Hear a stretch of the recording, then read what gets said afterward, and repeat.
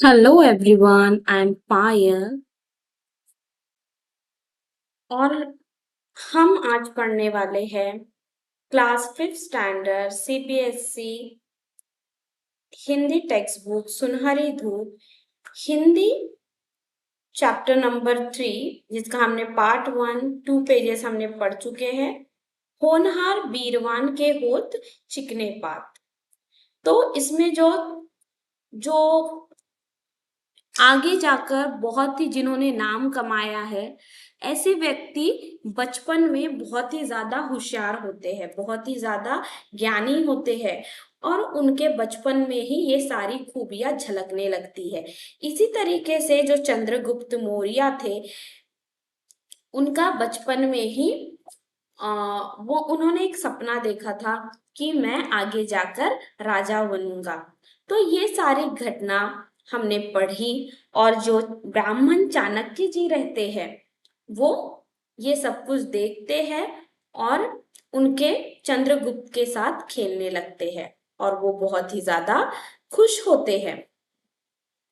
तो हमने ये 2 पेजेस पढ़ लिए थे और चाणक्य चंद्रगुप्त को एक गाय मांगते हैं, लेकिन चंद्रगुप्त इतना बड़े दिल का होता है कि मेरी प्रजा खुश रहनी चाहिए करके वो उन्हें बोलता है आप एक गाय नहीं 10 गाय लीजिए। और फिर जब ब्राह्मण जी मना कर देते हैं कि मुझे तो सिर्फ एक ही गाय होना, तब भी चंद्रगुप्त अपना बड़ा दिल दिखाकर वो कहते हैं ब्राह्मण जी से कि आपको खेत में इतनी सारी गाय है, आपको जो पसंद हो आप वो ले सकते हैं। तो इतनी स्टोरी हमने रीड कर ली थी, अब हम आगे का रीड करेंगे। चाणक्य ने कहा, यदि गौरक्ष मुझे रोके तो? चंद्रगुप्त ने कहा, मगध की सीमा में चंद्रगुप्त के राज्य में आपको कोई नहीं रोकेगा। अब यहाँ पे चाणक्य जी कहते हैं, अगर जो गौर रक्ष है यानी कि जो गायों की रक्षा करते हैं, अगर उन्होंने मुझे रोका तो चंद्रगुप्त बोलते हैं, मगध की सीमा में चंद्रगुप्त के राज्य में आपको कोई भी नहीं रोकेगा। ऐसा चंद्रगुप्त चाणक्य को आश्वासन देते हैं। चंद्रगुप्त की आज्ञा का उल्लंघन भला कौन कर सकता है? आप निर्भय होकर गाय का चयन कीजिए और उसे अपने साथ ले जाइए। और चंद्रगुप्त कहते हैं, ऐसा कोई है जो अपने राजा का बातों का उल्लंघन करेगा? आप आराम से जो गाय आपको चाहिए वो चुन कर आप ले जा सकते हैं। या चुनना, चयन करना यानी कि चुनना, हम अपने पसंद का चयन कर सकते हैं। चंद्रगुप्त एक सैनिक बने बालक की ओर इशारा करते हुए, सैनिक ब्राह्मण देवता की सहायता के लिए तुम उनके साथ जाओ। चाणक्य सैनिक बने बालक के साथ बाहर निकलते हैं। इसी बीच चंद्रगुप्त की माँ मूरा अपने पुत्र को ढूंढते हुए बरगद के वृक्ष के पास आती है। चाणक्य मूरा को बताते हैं कि चंद्रगुप्त की हस्तरेखाएं बड़ी प्रबल है, उसकी शिक्षा की व्यवस्था की जाए, उसका भाग्य अवश्य चमकेगा। मूरा भी यही चाहती थी कि उसके पुत्र की शिक्षा दीक्षा की उचित व्यवस्था हो, परंतु वह बेबस थी। तो यहाँ पर अब बच्चे खेल ही रहे थे कि जो चंद्रगुप्त की माँ थी मूरा, वो उसे आवाज देती हुई बरगद के पेड़ के पास आ जाती है। लेकिन जो ब्राह्मण ब्राह्मण चाणक्य जी होते हैं, वो बोलते हैं कि चंद्रगुप्त की जो हस्तरेखा है यानी कि उनका उसका भविष्य बहुत ही ज्यादा उज्जवल है और मैं उसकी शिक्षा की व्यवस्था करूंगा। तो जो चंद्रगुप्त की माँ थी वो भी यही चाहती थी, लेकिन कुछ हालातों के कारण वो बेबस थी। आगे पढ़ते हैं। राजा नंद ने उसके पति को बंदी बना लिया था। चाणक्य की बातें सुनकर उसके मन में पुत्र के कुछ बनने की भावना का विश्वास फिर से जाग उठा, क्योंकि जो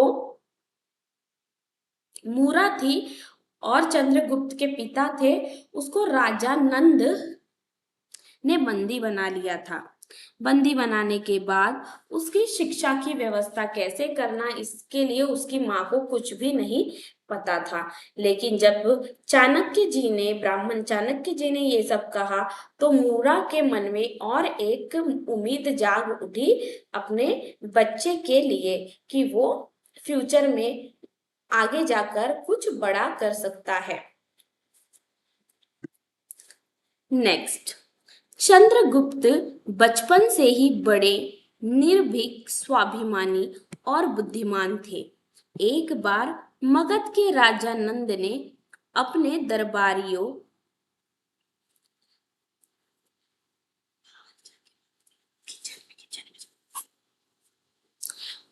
चंद्रगुप्त बचपन से ही बहुत ही ज्यादा होशियार था और स्वाभिमानिक भी था। जब मगध के राजा नंद ने अपने दरबारियों को, सेवकों तथा देशवासियों की बुद्धि की परीक्षा के लिए एक योजना बनाई, उन्होंने अपनी राजधानी पाटलिपुत्र के राज दरबार में लोहे के पिंजरे में शेर की एक मूर्ति रखवाई और राज्य भर में ढिंढोरा पिटवा दिया कि जो भी व्यक्ति लोहे के पिंजरे को बिना तोड़े शेर को बाहर निकाल देगा, उसे राज्य की ओर से 1000 सोने की मुद्राएं दी जाएगी और उसकी मनचाही मांग भी पूरी की जाएगी। इस सूचना को सुनकर चंद्रगुप्त राज दरबार में पहुंचे। वहां जाकर उन्होंने पिंजरे में बंद शेर को अच्छी तरह देखा। दरबार के सभी लोग सिर नीचे किए हुए बैठे थे। बालक चंद्रगुप्त ने बड़े है उत्साह से कहा, महाराज, मैं इस शेर को बाहर निकाल सकता हूँ। सभी दरबारी उस बालक की ओर आश्चर्य से देखने लगे। राजा नंद को भी बड़ा आश्चर्य हुआ। चंद्रगुप्त पुनः कहा, फिर से कहने लगे कि महाराज, महाराज, मुझे शेर को बाहर निकालने की आज्ञा दे। राजा नंद ने कहा, ठीक है, निकालो शेर को पिंजरे से बाहर। ध्यान रहे, तुम पिंजरा नहीं खोल सकते हो। चंद्रगुप्त बोले, ठीक है महाराज, परंतु इस कार्य के लिए मुझे एक जलते हुए दीपक की आवश्यकता है। तो यहाँ पर क्या होता है? यहाँ पर होता है कि जो ये राजा होते हैं, राजा नंद, ये एक पिंजरे में शेर को लाते हैं और गांव भर में ढिंडोरा पिटवाते हैं कि जो भी इसे बिना आवाज, बिना पिंजरे को तोड़े शेर को अगर बाहर निकाल दिए तो उसे, उसके मन जो भी वो चाहेगा वो उसे उपहार दिया जाएगा और 1000 सोने की मुद्राएं भी दी जाएगी। इस तरीके से वो बोलते हैं। फिर वहां पे ये सुनते हुए चंद्रगुप्त आते हैं और कहते हैं कि महाराज, मैं पिंजरे से शेर को निकाल सकता हूँ। लेकिन राजा नंद कहते हैं कि नहीं, तुम नहीं निकाल पाओगे। फिर चंद्रगुप्त कहते हैं कि मैं निकालना चाहता हूँ महाराज, मुझे आज्ञा दीजिए आप। तो फिर महाराज कहते हैं, ठीक है, तुम करो। फिर यहाँ पे चंद्रगुप्त बोलते हैं कि मुझे एक दिए की जरूरत है, यानी कि दीपक की। आप यहाँ पे जैसे कि देख सकते हैं।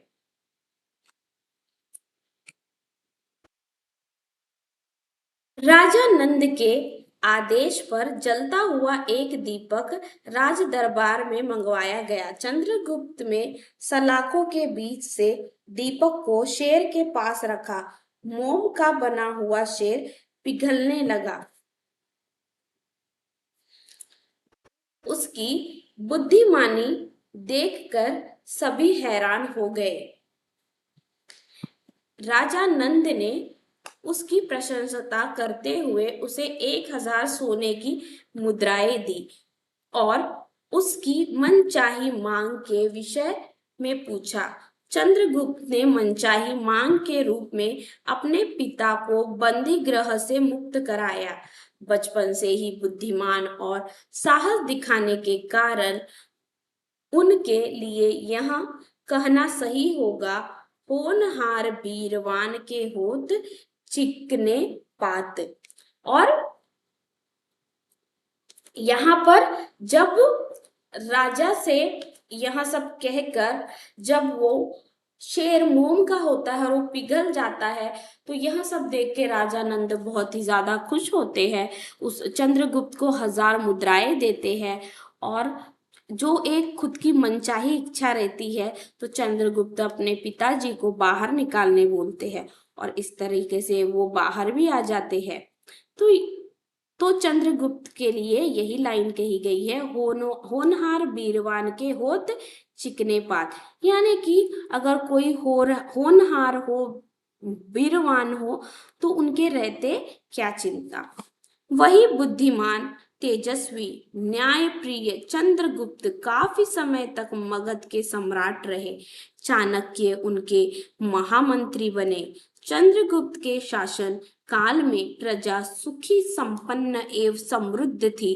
ज्ञान, विज्ञान, वाणिज्य और विभिन्न कलाओं की उन्नति हुई।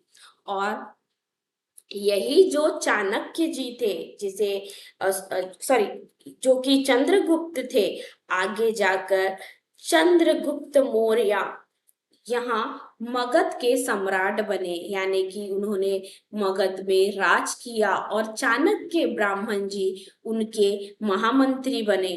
चंद्रगुप्त के शासन जब उन्होंने शासन किया, तब उनकी प्रजा बहुत ही ज्यादा सुखी, समृद्ध, धन से और कलाओं से, ज्ञान विज्ञान में, वाणिज्य बातों में, कलाओं में, हर चीज में उन्होंने बहुत ही ज्यादा अपने प्रजा को आगे किया, सुख समृद्धि और उन्नति वाला बनाया।